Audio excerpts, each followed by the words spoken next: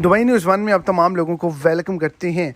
अगर आप भी दुबई के या फिर यूएई के किसी भी एयरपोर्ट पर ये छोटी सी गलती करेंगे तो आपको वहां से निकाल दिया जाएगा, घर वापस भेज दिया जाएगा, आपको जुर्माना किया जाएगा। आज के दिन 25 जो गैर मुल्की हैं उनको एयरपोर्ट से ही घर वापस भेज दिया गया है। इन्होंने क्या गलती की, वीडियो की तफसीलात को जानने के लिए वीडियो को एंड तक देखें ताकि आपको तमाम डिटेल की अच्छे से समझ आ सके। और अगर इस चैनल पर आप फर्स्ट टाइम हैं तो लाजमी से चैनल को सब्सक्राइब करें, वीडियो को लाइक करें और अपने दोस्तों तक इसको ज़्यादा से ज़्यादा शेयर करें।